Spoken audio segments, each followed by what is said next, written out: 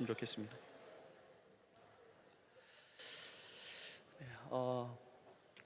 13살 이 남자 어린아이가 13살이면 굉장히 어린 나이잖아요. 아버지를 잃었습니다. 아이에게는 이 아버지는 언제나 큰 그늘과도 같은 존재였는데 큰 그늘이 사라졌으니 얼마나 혼란스러웠겠습니까? 이 어린아이가 감당하기에는 견딜 수 없는 아주 잔인한 슬픔이 그 아이에게 몰려왔습니다. 그런데 그 슬픔을 가눌 틈조차 없었어요. 그 이듬해 아버지를 잃고 난 다음에 그 이듬해 이 체육 시간에 열심히 운동을 하고 있는데 그 아이가 골키퍼를 하게 됩니다. 그런데 아이들과 함께 축구를 하다가 골키퍼니까 열심히 골대를 맞고 있는데 이 상대편에서 코너킥을 이렇게 공을 찼습니다. 코너킥 공이 날아오기 시작해서 그 골키퍼를 하는 아이의 왼쪽 눈을 때려 버렸습니다. 갑자기 눈앞에 수많은 점들이 보이기 시작했습니다. 근데 문제가 있었어요. 그 수만 가지 이 점들이 사라지지 않는 거예요. 1시간, 2시간 있다가 하루 있다가 이틀 있다가 사라져야 되는데 수많은 점들이 사라지지 않는 겁니다. 알고 보니 축구공에 맞아서 왼쪽 눈의 망박이 찢어져 버렸습니다. 그런데 다행인 것은 그때 덴마크에 아주 유명한 안과 의사가 있었는데 그 안과 의사가 한국에 있다는 소식을 들었습니다. 어머니가 수소문한 끝에 이 덴마크에서 명성을 떨쳤던 이 안과 의사를 찾아갑니다. 나슨이라는 이 박사님이셨어요. 그래서 그곳에 이 아이를 엄마가 데리고 가서 2년 동안 치료를 받았습니다. 그리고 잡기 어려운 수술도 하게 되었습니다. 참 유명한 이 의사 선생님에게 수술도 받고 시술도 받았는데 아무런 이 진전이 없는 거예요. 나아지지 않았습니다. 아무 성과가 없었고 결국에는 두 눈이 실명하고 말았습니다. 근데 이 가정은 독실한 기독교 가정이었습니다. 이 경기도 양평에 있는 문호교회에서 온 가정이 참 믿음 생활을 열심히 한 가정이었죠.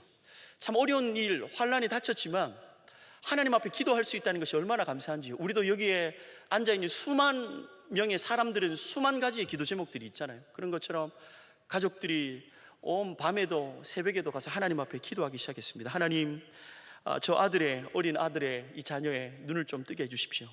하나님 앞에 기도하고 또 기도했습니다. 하나님이 응답해 주지 않으셨어요. 더 마음이 아픈 것이 있었습니다.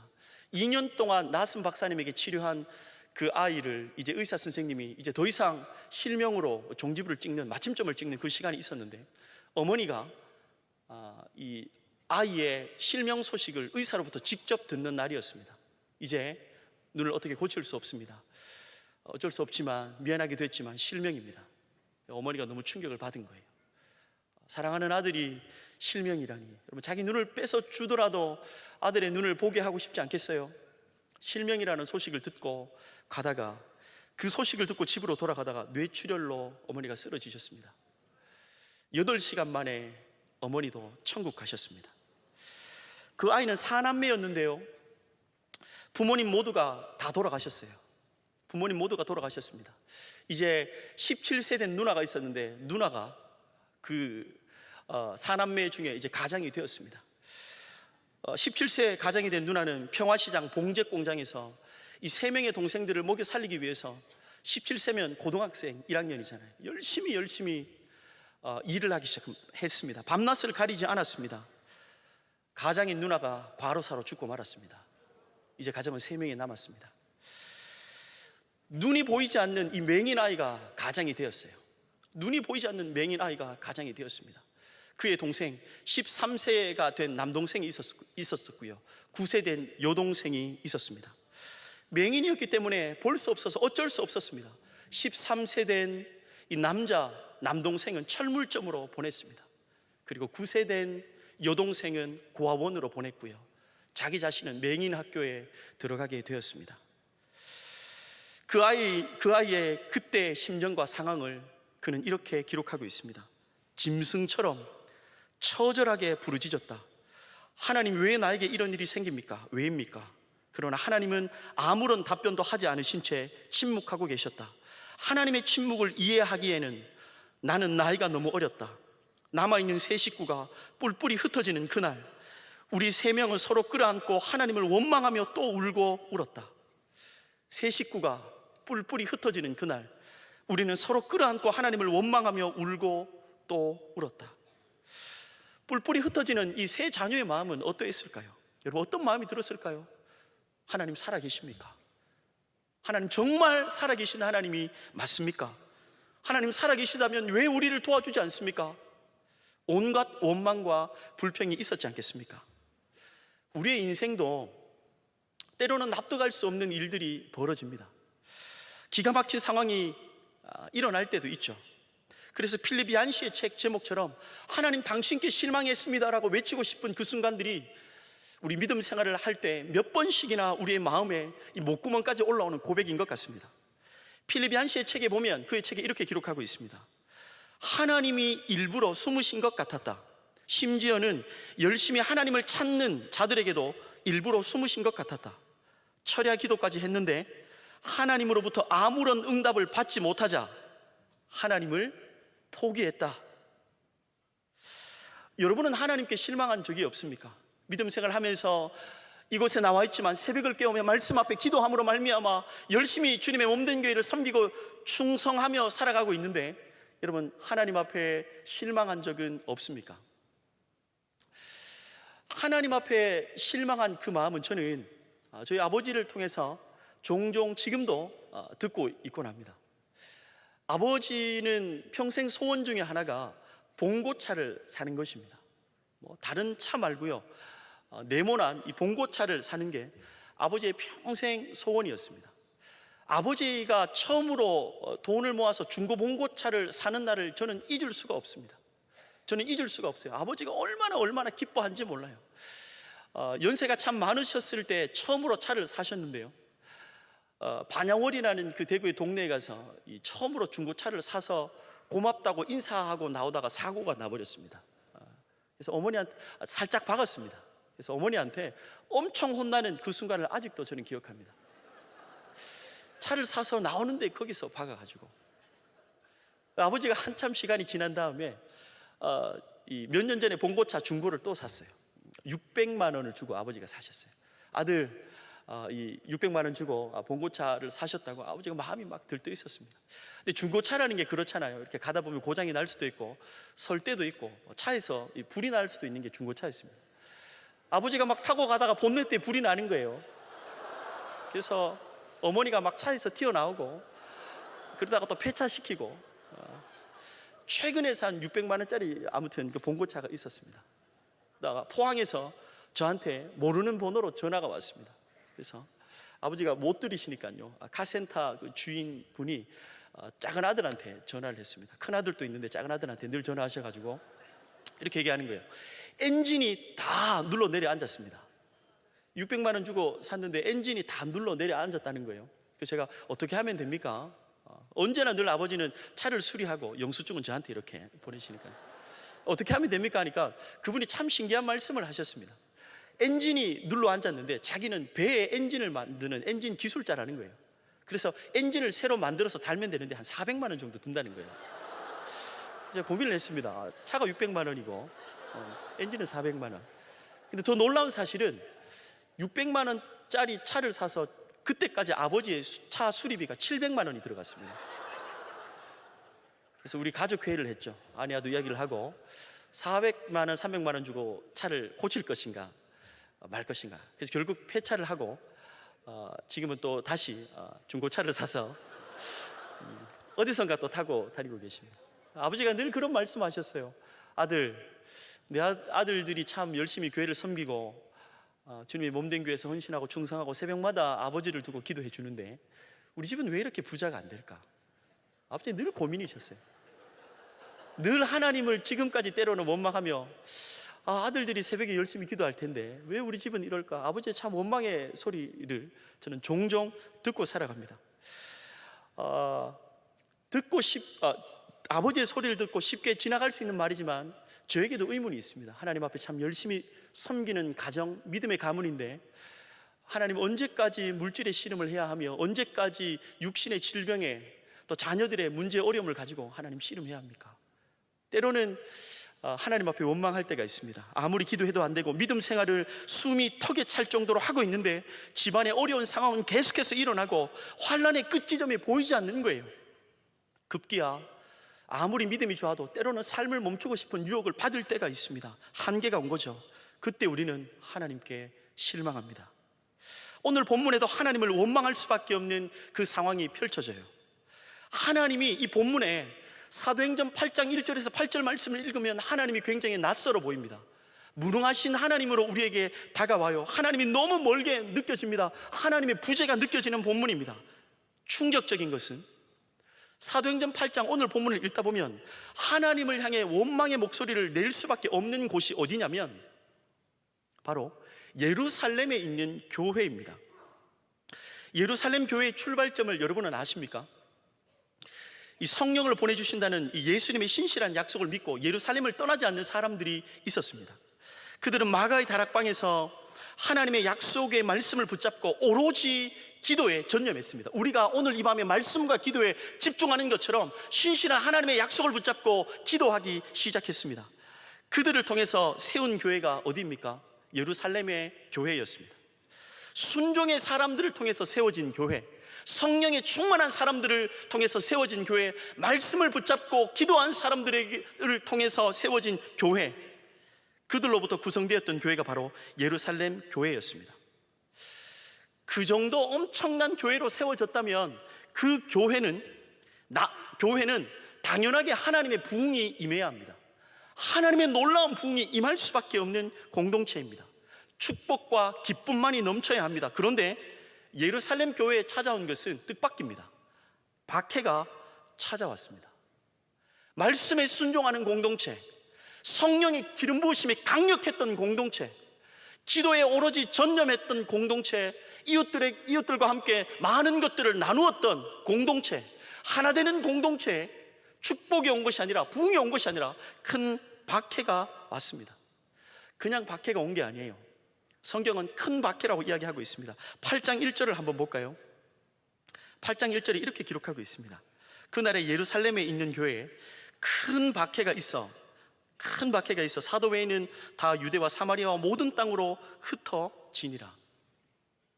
그날에라는 이 단어로 박해의 시작을 알리고 있습니다. 그렇다면 그날이 어떤 날입니까? 스데반이 죽은 날입니다. 스데반이 죽은 날이에요. 스데반은 그렇다면 어떤 사람입니까? 스데반은 복음을 전할 에이스였습니다. 복음을 전할 에이스, 복음의 핵심을 알고 설교를 통해서 많은 사람들을 주님 앞에 돌아오게 하고 회개를 할 수 있도록 동력을 일으킬 수 있는 아주 설교의 대가였던 그였습니다. 초대교회의 복음의 전사였죠. 그래서 댁으로 돌아가셔서 사도행전 7장을 한번 읽어보시면 스데반의 설교가 있는데요, 구약 전체를 훑어오면서 복음의 진수를 그곳에 기록하고 있습니다. 어느 누가 봐도 하나님은 스데반을 통해서 일할 것이 분명했습니다. 사도행전 6장 8절입니다. 사도행전 6장 8절. 스데반이 은혜와 권능이 충만하여 큰 기사와 표적을 민간에 행하니. 이 스데반이 은혜와 권능이 충만하여서 큰 기사와 표적을 민간에게 행했습니다. 그런데 중요한 게 뭐예요? 복음의 에이스, 그가 죽고 말았습니다. 그것도 비참하게 돌에 맞아 죽었습니다. 복음을 전하다가 죽음을 맞이한 이 스데반의 모습을 보면서 예루살렘 공동체의 성도들이 위축되었습니다. 실패감이 젖어들었습니다. 혼란스러웠습니다. 패전의 이 기운들이 스물스물 올라오기 시작했습니다. 그래서 어떤 일이 벌어졌습니까? 8장 2절인데요 8장 2절에 이렇게 기록하고 있습니다. 경건한 사람들이 스데반을 장사하고 위하여 크게 울었더라. 크게 울었더라. 박해가 아니라 예루살렘 교회에 큰 박해가 왔고요, 큰 박해로 말미암아 어떻게 됐습니까? 큰 애곡이 있었습니다. 슬픔의 날을 며칠 더 가지는 것조차 이 공동체는 사치였습니다. 왜 그럴까요? 신실한 동역자가 돌에 맞아 죽었습니다. 복음의 공동체에서 한 명이 정말 무고하게 돌에 맞아 비참하게 죽었습니다. 그를 위해서 계속해서 울 수 있잖아요. 그런데 왜 울음을 그쳐야 했습니까? 스데반이 역사 속으로 사라지자 이 사울이 등장했기 때문입니다. 스데반의 죽음과 동시에 사울이 교회를 향한 핍박은 강력했습니다. 박해가 너무 심해서 예루살렘에 머물러 있기가 너무 힘들었습니다. 8장 3절에 이렇게 기록하고 있죠. 사울이 교회를 잔멸할새 각 집에 들어가 남녀를 끌어다가 옥에 넘기니라. 이 한 문장만 보아도 교회의 위기요, 어쩌면 교회의 실패처럼 느껴지는 본문입니다. 근데 3절에서 우리가 주목해야 될 단어가 있습니다. 잔멸할새라는 단어입니다. 이 잔멸하다라는 단어는 신약 성경에 딱 한 번만 나옵니다. 이곳에 나오는 거죠. 이 동사는 사나운 짐승들이 몸을 물어뜯어서 죽이는 행동을 가르칩니다. 사나운 짐승들이 몸을 물어뜯어서 죽일 때 사용되는 단어가 이 단어입니다. 사울이 어떤 사람인지 그러면 우리는 알 수 있습니다. 예수 믿는 사람, 성도를 보면 그냥 핍박하지 않았습니다. 죽을 만큼 그를 가만두지 않았다는 것을 우리는 알 수 있습니다. 사울은 남녀 신자들을 끌어다가 옥에 가두었습니다. 성도들을 살리기 위해서, 성도들은 살기 위해서 어떻게 합니까? 큰 박해로 말미암아 이 예루살렘을 떠나가야 했습니다. 많은 사람들이 집을 떠나가며 피눈물을 흘렸을 겁니다. 사랑하는 사람들끼리 흩어지며 하나님을 원망하기 시작했을 거예요. 하나님, 우리가 하나님이 세우신 교회입니다. 하나님 살아계십니까? 우리가 하나님이 세우신 교회입니다. 우리가 무너지는데 왜 하나님은 잠잠하고 계십니까? 하나님의 백성들이 흩어지고 있는데 하나님은 왜 그냥 보고만 계십니까? 가슴을 치면서 탄식했을 거예요. 지금도 이 교회를 향한 세상의 핍박은 여전합니다. 진정한 핍박의 원인은 뭘까요? 악한 사탄의 권세가 있다는 겁니다.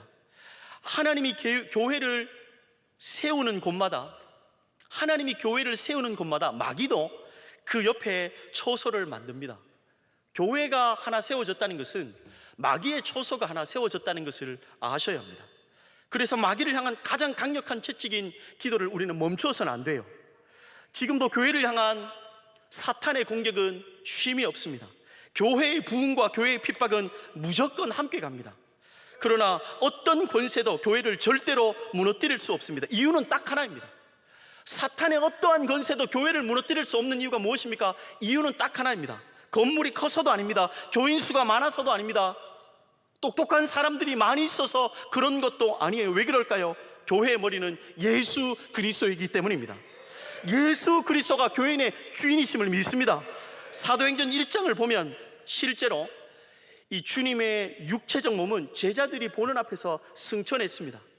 육체적 몸이 승천한 후에 이 지상에 다른 몸을 남겨두셨습니다. 그것이 바로 교회입니다. 교회의 주인은 하나님이십니다. 교회는 사람이 고안해서 만들어낸 곳이 아니죠. 교회를 시작한 분이 하나님이세요. 지상의 교회는 시작된 지 2000년의 시간이 흘렀습니다. 외부로부터 수많은 고통, 도전, 핍박을 받았습니다. 이 지구상의 모든 단체를 통틀어서 교회만큼 핍박을 당한 곳이 어디 있을까요? 많은 핍박 때문에 교회는 사라져야 하는 것, 축소되어야 되는 것이 당연할 것입니다. 어디 산속으로 숨어야 하는 것이 마땅할 것입니다. 그러나 교회는 더 확산되었습니다. 민들레 홀씨처럼 더욱 퍼지고 말았습니다. 2000년 역사 속에서 지속적으로 성장해온 단체나 이 조직들이 있습니까? 어떤 단체도, 잘 나가던 단체도 일정 시간이 지나면 100년이 지나거나 200년이 지나거나 500년이 지나면 그 공동체는, 조직은, 단체는 사라지거나 축소하고 말았습니다. 그러나 교회는 그렇지 않았어요. 2000년 동안 꾸준하게 핍박했지만 꾸준하게 성장한 곳이 있다면 교회입니다. 2023년도에 기독교 박해 순위 1위 나라는 바로 북한이었습니다. 20년 동안 한 해를 빼고 기독교를 가장 박해를 심하게 했던 이 나라는 북한이었어요. 주님을 믿는 이 당사자뿐 아니라 주님을 믿는 한 사람이 발각되면 그의 가족 전체를 다 몰살시켜 버렸습니다. 믿음이냐 목숨이냐, 둘 중 하나입니다. 믿음이냐 목숨이냐, 어중간한 건 없습니다. 영적 중립지대는 없죠. 둘 중 하나를 선택해야 하는 나라가 북한입니다. 그런데 예수님을 믿는다는 이유로 감옥에 끌려가서 숱한 고문을 당하다가 이 탈출해서 중국까지 넘어가서 그 중국에서 예수 그리스도의 복음을 접하고 복음을 접한 이 사람이 편지를 쓴 글이 있었습니다. 언론에 보도된 편지글인데요, 북한 성도의 편지인데 이렇게 기록하고 있습니다. 제가 고문을 받은 것 중에 가장 힘들었던 것은 15일간 허리를 90도 구부리고 서 있어야 했던 것입니다. 밥을 먹을 때도 허리를 구부린 채로 그 자세로 먹었습니다. 쇠몽둥이로 너무 맞아 머리가 터져 피가 나는데도 매질은 계속되었습니다. 이빨이 다 빠졌습니다. 갈비뼈가 3대나 부러졌습니다. 난로에 불을 지펴 난로가 벌겋게 달구어지면 그 곁에 꽁꽁 묶어놓고 3시간을 있게 했습니다. 겨울에는 옷을 몽땅 벗겨서 눈밭을 기게 하고 바가지로 찬물을 떠서 몸에 끼얹어 한참을 밖에 세워놓고 온몸이 동상에 걸렸습니다. 발가벗겨진 몸으로 차가운 콘크리트 바닥 위에 10일간 가만히 앉아있게 해서 손발이 모두 얼게 했습니다. 또 전기봉으로 전기에 감전시켜 정신을 잃게 만들었습니다. 환난과 박해가 있는 곳에서 성도로 살아간다는 것은 가히 어느 누구도 표현할 수 없는 고통과 쓰라림이 있습니다. 그런데 놀라운 것은 이 편지를 쓴 사람은 중국 땅에서 그리스도를 영접함으로 말미암아 새로운 생명을 얻었는데, 그 새로운 생명을 가지고 잘 살면 될 텐데 새로운 생명을 가지고 다시 북한 땅에 복음을 전하러 두만강을 건너간다는 것입니다. 건너가기 전에 편지를 쓴 것이죠. 단속을 통해서, 어떤 제도를 통해서 기독교를 통제하거나 제재할 수는 없습니다. 기독교는 어떤 사교 집단이나 봉사단체가 아닙니다. 세계 곳곳에서, 그곳이 공산권이든 불교권이든 이슬람권이든 간에 상관없이 어느 곳에서나 성도들이 있습니다.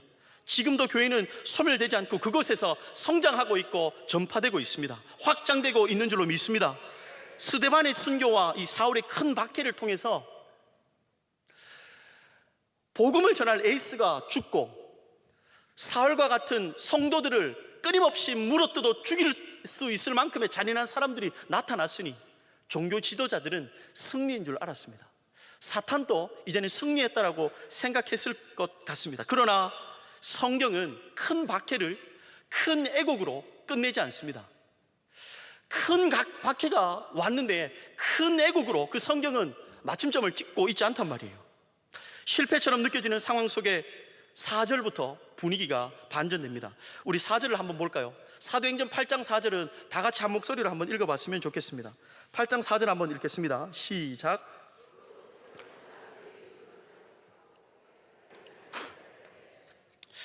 여기에서 보면 그 흩어진 사람들이라는 이 표현이 나옵니다.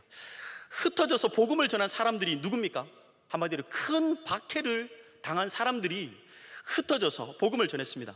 이 박해라는 단어가 부정적으로 사용되지 않았습니다. 박해라는 단어는 매우 의미 있게 사용됩니다. 새롭게 탄생됩니다. 여러분 8장 1절을 다시 한번 보시겠어요? 8장 1절도 동일하게 다 같이 한번 읽어보도록 하겠습니다. 읽겠습니다. 시작.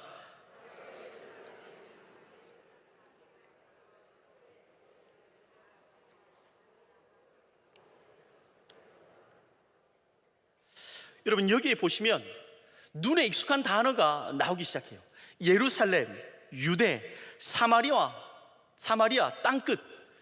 사도행전 8장 1절인데요 어디서 많이 본 구절 아닌가요? 어디에서 여러분 봤습니까? 사도행전 1장 8절입니다. 오직 성령이 너에게 임하시면 너희가 권능을 받고 예루살렘과 온 유대와 사마리아와 땅끝까지 이르러 내 증인이 되리라 하시니라. 사도행전 1장 8절은 예수님께서 승천하시기 전에 마지막으로 약속하신 말씀, 명령의 말씀이셨습니다. 복음은 그래서 예루살렘을 넘어서 유대와 사마리아와 땅끝까지 전해져야 하는 것이 복음이었습니다. 그것이 하나님의 약속이었습니다. 그런데 여러분, 하나님의 이 약속은 어떻게 이루어졌습니까? 이루어져야만 하는 이 하나님의 신실한 약속은 어떻게 성취되었습니까? 박해를 통해서 이루어졌고 박해를 통해서 성취되고 말았습니다. 예루살렘에서 시작되어 땅끝까지 퍼져나가야 할 복음, 그런데 그 복음의 확산은 사도행전 8장까지 이루어지지 않았습니다. 하나님의 약속, 살아 움직이는 하나님의 그 말씀은 움직이지 않고 사도행전 8장까지 머물러 있었습니다. 머무를 수밖에 없는 이유 중 하나는 바로 사마리아 때문이었습니다. 유대인들에게 있어서 사마리아는 복음을 들고 들어가서는 안 되는 땅이에요. 복음을 가지고 절대로 밟아서는 안 되는 땅이 사마리아였습니다. 사마리아는 유대인들이 지독히 싫어하는 땅이죠. 우리가 잘 알고 있듯이 북이스라엘이 아수르에게 멸망당한 후에 이 아수르는 사마리아를 식민지화했습니다. 그런데 식민지로 만드는 그 정책 중에 하나가 혼혈 정책을 썼죠. 사마리아 지역의 상류 계층들을 다 뽑아서 이주시켜 버렸습니다. 그리고 대신 그 비어있는 그곳에 이방인들을 데리고 와서 사마리아 사람들과 결혼을 시키는 거예요. 혼혈족이 생겨나기 시작했습니다. 그래서 유대인들은 이런 사마리아인들을 잡종이라고 부르기 시작했습니다. 이교도들이라고도 불렀죠. 상종조차 그래서 하지 않았습니다. 다른 건 몰라도 사마리아 사람들은 전도의 대상이 아니었어요. 그래서 요한복음 4장에 보면 예수님께서 사마리아 여인에게 물 좀 달라 하실 때 사마리아 여인이 이렇게 이야기했습니다.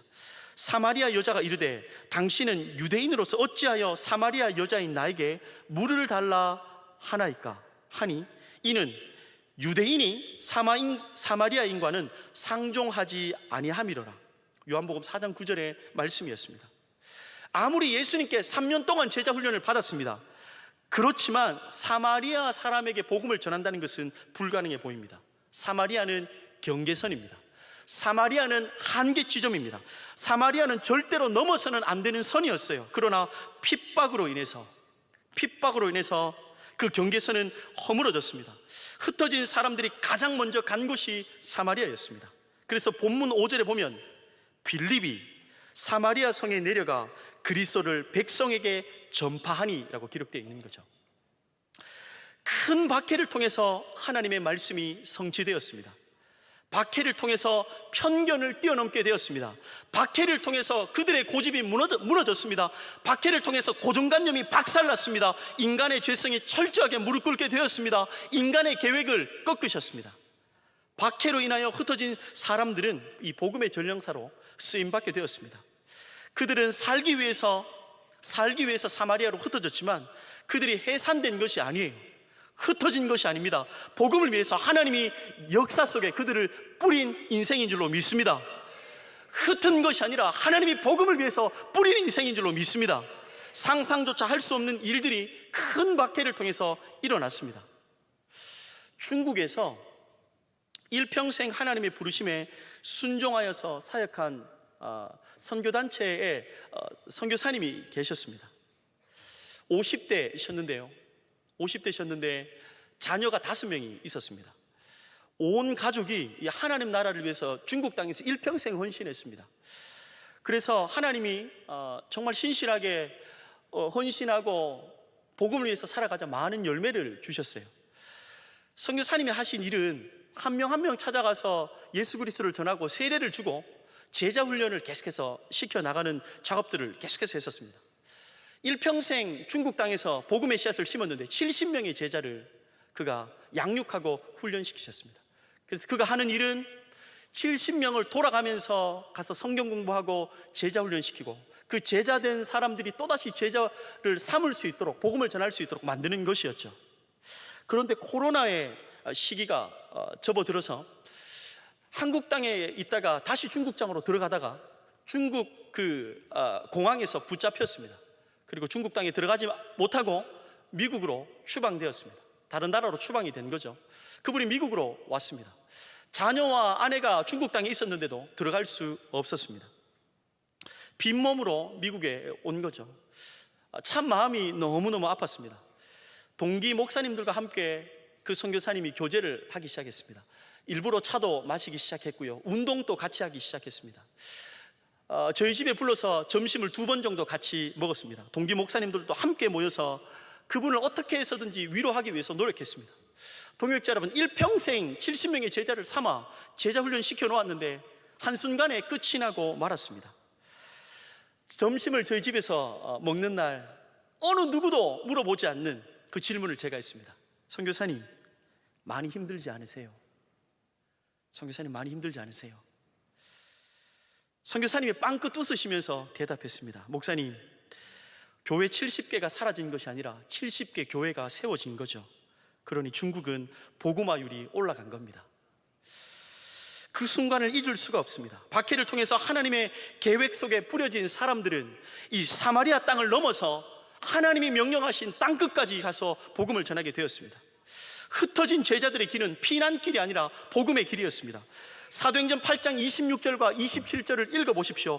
땅끝에 있는 나라 중에 하나로 간주되었던 에디오피아 네시에게 복음을 전하게 되었습니다. 아프리카까지 복음이 전해지게 되었습니다.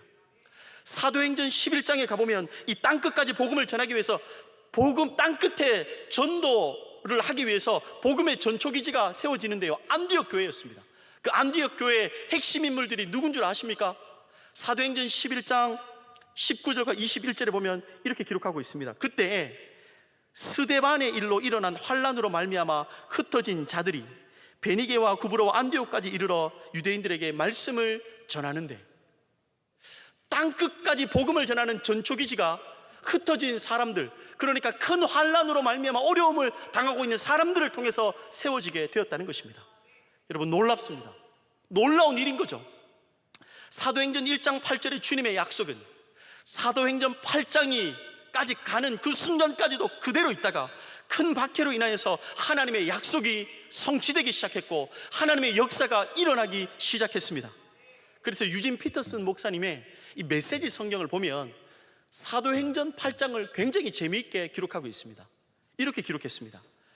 스데반을 묻고 엄숙하게 장례를 치러 주었다. 그날 많은 이들의 눈에 눈물이 마르지 않았다. 몹시 사나워진 사울은 교회를 초토화했다. 그는 집집마다 들어가서 남녀 할 것 없이 모조리 끌어다가 감옥에 넣었다. 본거지를 떠날 수밖에 없게 되자 마지막에 이렇게 기록되어 있었습니다. 예수를 따르는 모든 이들은 선교사가 되었다. 사도행전 8장을 읽으면서 저는 교회가 무너지는 줄 알았어요. 그들은 다 도망자인 줄 알았습니다. 실패자인 줄 알았어요. 그런데 선교사였습니다. 칼빈은 말하기를 박해는 태풍과 같아서 바다에 떠 있는 배 잠시는 위협이 되겠지만 결국 그 태풍은 그 배를 더욱 빠르게 포구에 닿게 하는 것이다 라고 하였습니다. 주님의 몸된 교회로 이 땅을 살아가고 계시는 믿음의 동역자 여러분, 지금 여러분의 삶이 흔들리는 동역자가 있습니까? 기가 막힌 환란으로 말미암아 비참하게 삶이 무너지는 믿음의 동역자가 있습니까? 우리의 삶이 실패처럼 느껴지는 자가 있습니까? 큰 박해로 말미암아 내 삶이, 내 가정이, 내 가문이 지금 망하고 있는 것처럼 느껴지고 있는 동역자가 있습니까? 그러나 여러분 기억하셔야 합니다. 큰 박해로 말미암아 어려움이 우리의 가정 가운데 넘치게 지금도 쓰나미처럼 그 고난들이 밀려오고 있다 할지라도 우리를 향한 하나님의 열심은 멈춤이 없는 줄로 믿습니다. 하나님이 멈춘 것이 아니라 인간의 방법이 멈추고 하나님의 방법으로 일하고 계신 것입니다. 하나님은 여전히 우리의 삶을 인도하고 계십니다. 역사하고 계십니다. 운행하고 계십니다. 앞서 가고 계십니다. 동행하고 계십니다. 우리의 삶을 여전히 다스리고 계시는 줄로 믿습니다. 그래서 때로는 우리가 보기에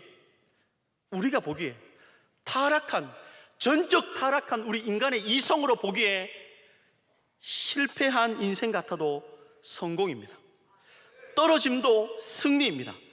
낭망일 때가 소망일 때입니다. 슬픔일 때가 행복일 때가 있습니다. 왜 그렇습니까? 하나님의 계획과 우리의 계획이 다르게 갈 때가 있어요. 하나님의 때와 우리의 때가 다를 때가 있단 말이에요.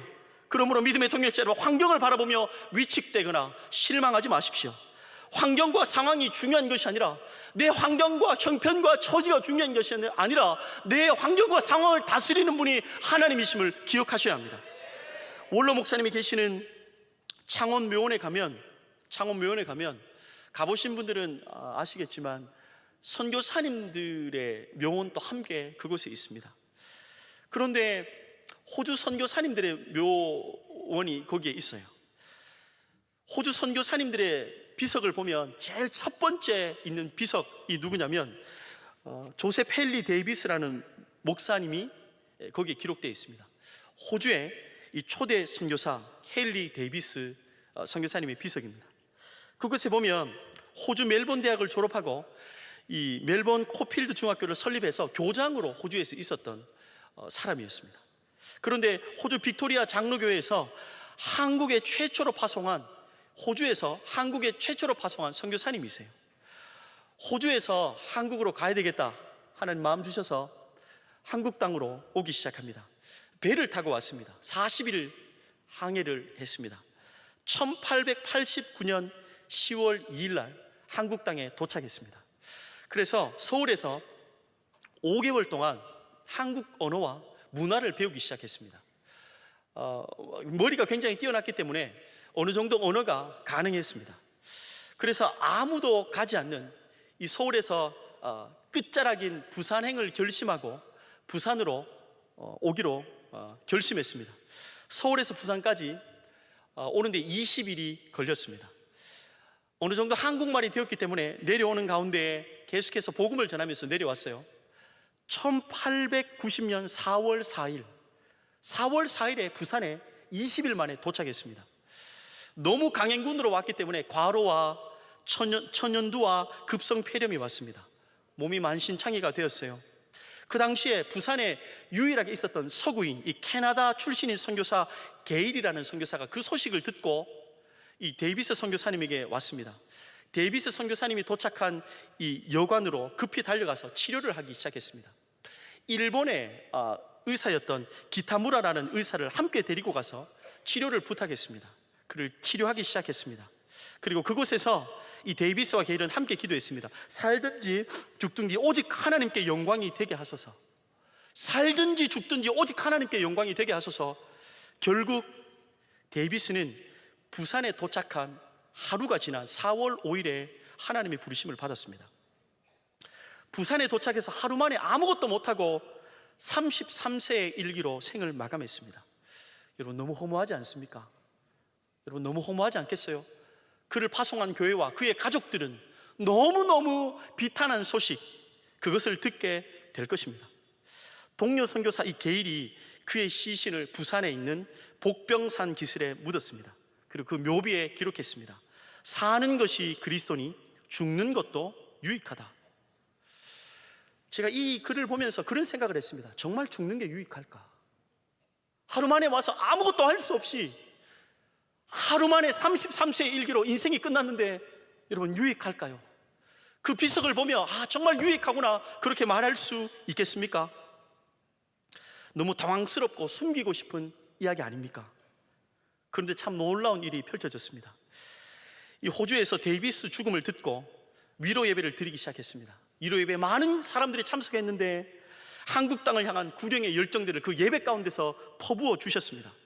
정확하게 한국 땅을 향한 구령의 열정이 아니라 부산 땅을 향한 열망함들이 일어나기 시작했습니다. 데이비스의 소식을 듣고 호주는 한국 땅, 그 중에서도 부산 땅에 관심이 생겼습니다. 한국 땅을 향한, 아니요, 부산 땅을 향한 헌금들이 나오기 시작했고요. 사명자들이 결단하기 시작했습니다.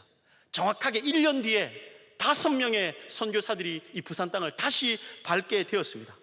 그 후에 130년 동안 데이비스의 죽음으로 말미암아 127명의 선교사들이 들어와서 부산과 경남 지역에서 예수 그리스도의 복음이 전파되기 시작했습니다. 그 복음이 여기에 앉아있는 우리에게까지 전해지게 된 것입니다. 성도의 인생은 그래서 우리가 평가하는 것이 아닙니다. 여러분의 삶을 여러분이 평가할 수 없어요. 여러분의 삶을 목회자들이 어느 누군가가 평가할 수 없습니다. 왜냐하면 성도의 삶은 실패가 없는 하나님의 역사이기 때문입니다. 그래서 성도의 인생은 평가하는 것이 아니라 성도의 삶은 감사해야 하는 것입니다. 우리의 인생이 어떠하든지 간에 우리의 삶을 분석하는 것이 아니라 우리는 우리의 삶을 바라보며 감탄하며 살아야 합니다. 하나님께서 우리의 삶을 여전히 경영하고 계시기 때문입니다. 여전히 이끄시고 계시기 때문입니다. 먹구름이 태양을 가려서 구름이 자욱하게 있음으로 말미암아 태양이 보이지 않는다고 해서 태양이 없는 것은 절대로 아닙니다. 앙상한 꽃이라고 할지라도 눈에 보이지는 않지만 그 꽃이 다 말라 비틀어져 있을지라도 보이지는 않지만 그 속에는 언제나 생명을 피울 수 있는 생명력이 존재하고 있습니다. 코와 입으로 들이마시는 공기가 눈에 보이지 않는다 해도 공기는 여전히 존재하고 있습니다. 때로는 하나님이 계시지 않는 것처럼 느껴질지라도 하나님은 언제나 우리 곁에서 가장 가까이 계시는 분이십니다. 하나님은 환난을 통하여서도 여러분 일하시는 줄로 믿습니다. 로마서 5장 3절과 4절을 기억하십니까? 다만 이뿐 아니라 우리가 환난 중에도 즐거워하나니 우리가 환난 중에도 즐거워하나니 이는 환난은 인내를, 인내는 연단을, 연단은 소망을 이루는 줄을 알미로다. 소망의 재료가 환난이라는 것입니다. 희망의 재료가 환난이라는 것을 말씀하고 있습니다. 그래서 우리의 삶에 찾아온 여러 가지 박해에 대한 관점, 여러분의 삶에 지금도 남아있는 박해의 관점을 바꿔야 합니다. 인생을 살다 보면 설명할 수 없는 수많은 일들이 일어납니다.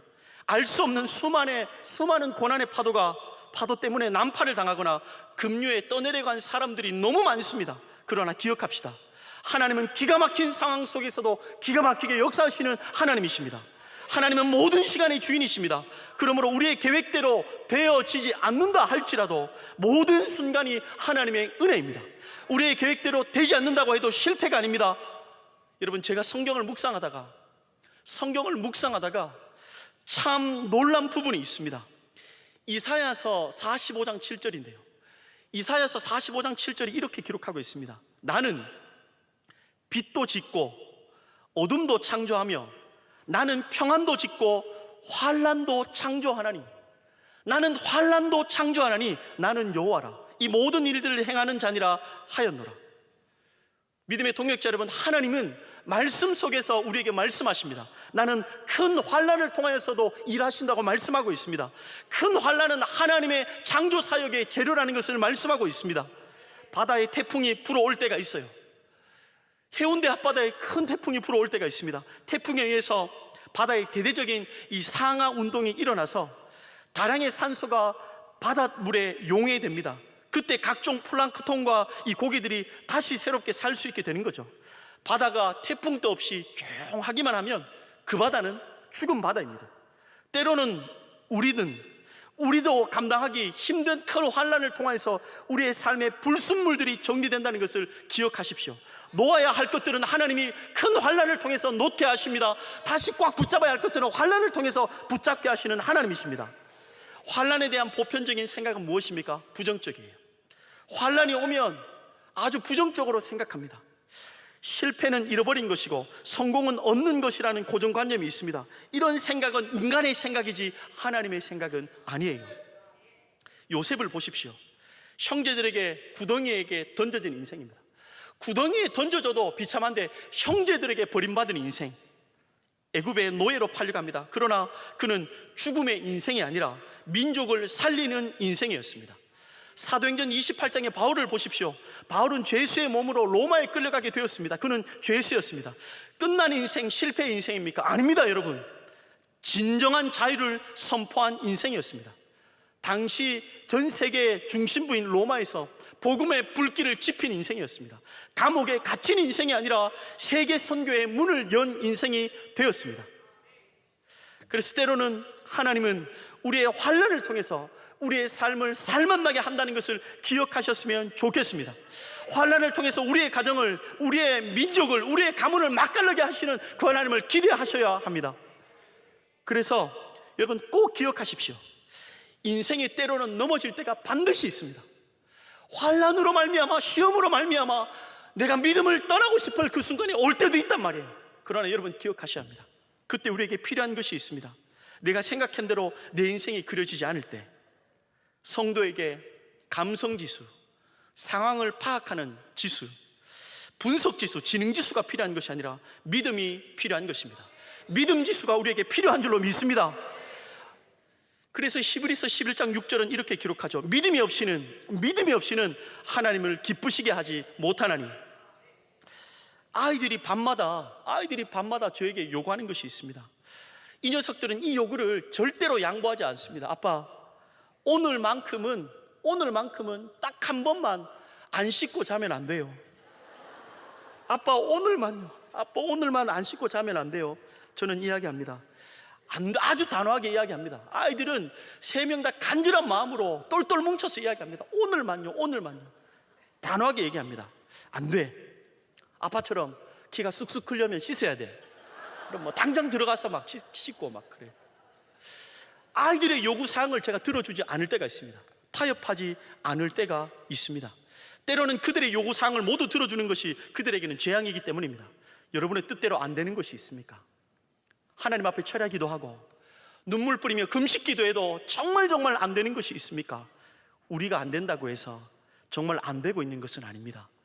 우리의 최악의 상황이 우리의 삶의 최상의 상황이 될 수 있단 말이에요. 우리의 절망의 상황이 우리의 희망의 상황이 될 수 있다는 것을 기억하십시오.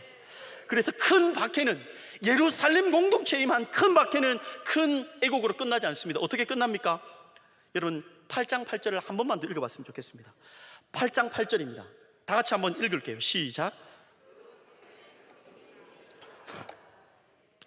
큰 박해와 큰 기쁨은 전혀 어울리지 않는 단어입니다. 그런데 큰 박해와 큰 기쁨이 본문에 함께 기록되었습니다. 여러분 이것을 기억하십시오. 이것을 주목하십시오. 큰 박해 뒤에 큰 애국이 아니라 큰 박해 뒤에 큰 기쁨이 연결됩니다. 큰 박해가 우리의 삶의 과정에 올지라도 여러분의 삶의 결론은 큰 기쁨으로 끝날 것입니다. 하나님께서 여러분의 운전대를 잡고 계시기 때문입니다. 우리는 여전히 서툰 인생을 살아가게 될 것입니다. 미숙한 선택들, 그래서 많은 오점들이 우리의 삶에 찍혀갈 것입니다. 그러나 여러분 안심하십시오. 우리의 인생의 운전대 키를 잡고 계시는 하나님은 아마추어가 아니십니다. 그분은 살아계신 하나님이십니다. 그래서 그 오점을 통하여서도 작품점을 만들어내시는 하나님이십니다. 그래서 성도에게는 성공도 축복이고 실패도 축복입니다. 올라가는 것도 감사요, 떨어지는 것도 감사입니다. 무너지는 것도 은혜요, 환난도 은혜인 줄로 믿습니다. 모든 것이 은혜인 줄로 믿습니다. 서두에 나누었던 친구의 이야기로 설교를 마무리할까 합니다. 서두에 나누었던 14세 때 실명이 되어 부모님을 다 잃고 누나를 떠나보내고 두 동생들과 생이별을 한 이 아이를 여러분 기억하시죠? 그의 삶은 비참함으로 하나님을 원망함으로 끝나지 않았습니다. 당시의 맹인들은 점쟁이가 되거나 안마사가 되었답니다. 그러나 그는 아무런 희망도 도움도 보이지 않았던 그 어린 시절 어머니께로부터 물려받은 이 신앙을 붙잡고 살 소망을 가졌습니다. 나는 하나님으로부터 특별한 사명과 목적을 가지고 태어났다. 비록 내가 이 고아의 맹인이지만 내 생명 이대로 나에게 존귀함과 사명을 하나님이 주셨다. 그는 이 사실을 믿었습니다. 그래서 맹학교에서 중고등학교를 마치고 연세대를 졸업하고 미국으로 유학하여서 피츠버그 대학에서 조육학 박사학위를 받습니다. 한국인 최초 1호 맹인 박사가 되었습니다. 그 후에 한국인 최초로 조지 부시 대통령 시절에 미국 백악관 국가장애위원회 정책차관보로 8년을 섬겼습니다. 임기 후에 UN 세계장애위원회 부의장 겸 루즈벨트 재단 고문으로 이 7억 명에 가까운 세계 장애인들을 위해서 그의 모든 삶을 쏟아부어 하나님 앞에 쓰임받았습니다. 그는 일평생 자신의 삶을 돌아보며 큰 환난의 시기를 이렇게 회고했습니다. 나는 갑자기 두 눈이 안 보이게 된 상황에서 부모님과 누나를 하늘나라로 떠나보냈다. 멸시와 천대를 받으며 살았다. 병신이라는 소리를 귀에 못이 박도록 들어야 했고, 나를 보고는 아침부터 재수가 없다며 소금을 쏟아붓는 사람들도 많았다. 그러나 나는 미국으로서 넘어와 자식들을 다 훌륭히 키우고 남부럽지 않게 된 축복된 삶을 하나님으로부터 누렸다. 가족 모두가 나의 실명으로 인해 훌륭한 사람들이 되었다. 눈의 실명은 하나님의 축복이었다. 아내는 나 때문에 장애 교육을 공부해서 전문가가 되었고, 큰아들은 나의 눈을 고쳐주기 위해 안과 의사가 되었으며, 작은 아들은 나의 연설문 쓰는 것을 도와주다가 글을 잘 쓰게 되었고 변호사가 되었다. 나의 실명은 우리 가족들에게도 큰 은혜가 되었다. 장애는 한 사람의 인생을 바꾼다. 나에게 장애는 축복이었다. 장애를 통해서 세상을 변화시킬 수 있었다. 장애에도 불구하고가 아니라 장애를 통하여 멋있는 삶을 살았다. 이러한 멋진 삶을 살았던 그가 갑자기 췌장암에 걸리고 맙니다. 그의 삶이 며칠 남았지 않았다는 진단에 많은 전 세계 지인들에게 그는 마지막 메일을 이제 쓰기 시작했습니다. 마지막 메일입니다. 하나님의 축복으로 저는 참 복되고 감사한 한평생을 살았습니다. 저의 실명을 통해 하나님은 제가 상상조차 할 수 없는 역사를 이루어내셨습니다. 두 눈을 잃고 부모도 잃고 누나도 잃은 고아가 지금의 이 자리에 있을 수 있는 것은 하나님의 인도하심 덕분입니다. 실명으로 인하여 당시 중학생이라면 꿈도 못 꿨을 예쁜 누나의 팔짱을 끼고 걸을 수 있었고, 실명으로 인하여 열심히 공부해서 하나님의 도구로 살아보겠다는 생각도 하게 됐습니다. 실명으로 인하여 책도 쓸 수 있었고, 실명으로 인하여 세상 방방곡곡을 다니며 수많은 아름다운 연인들도 만들었습니다. 인연들도 만들었습니다. 하나님께서 마련해 주신 아름다운 인연들로 받은 은혜가 너무 크고 봉사를 하며 살았습니다. 이를 통해 많은 사람들에게 감동을 전하는 강연들도 하게 되었습니다. 그가 마지막에 이렇게 기록했습니다. 두 눈을 잃고 저는 한평생을 살면서 너무 많은 것을 얻었습니다. 믿음의 동역자 여러분, 인생의 시나리오 작가는 하나님이십니다. 지금도 우리를 위해서 일하시고 계십니다. 때로는 우리가 하나님께 서운해서 토라지고 등을 돌리고 있어도 여전히 하나님은 우리의 인생을 경영하고 계시고, 우리를 향한 놀라운 하나님의 열심은 지금도 진행 중이십니다. 우리가 우리를 향한 하나님의 열심보다 우리를 향한 하나님의 열심은 더 큽니다. 전 세상에서 가장 큰 것이 무엇입니까? 우주가 아니라 하나님께서 우리를 향한 열심이 가장 큰 것입니다. 하나님은 우리에게만, 하나님은 여기 있는 우리에게만 열심을 가지고 계십니다. 우리에게 자유를 주시기 위해서 아들을 가장 억울하게 만드셨고요, 우리에게 의의 옷을 입히기 위해서 아들을 발가벗기셨습니다. 우리에게 나음을 주시기 위해서 아들의 온몸을 상처퉁이로 만들으셨습니다. 우리에게 저주를 끊으시기 위해서 아들을 저주의 십자가에 다신 분, 우리의 기도 소리를 듣기 위해서 아들의 간절한 외침을 듣지 않으신 분, 우리에게 생명을 주시기 위해서 아들을 과감하게 죽여버리신 분이 하나님이십니다. 우리를 향한 하나님의 열심을 그래서 놓치면 우리는 두려움과 원망과 불평의 삶을 살아갈 수밖에 없습니다. 믿음의 동역자 여러분, 여러분에게 닥쳐온 큰 박해는 무엇입니까?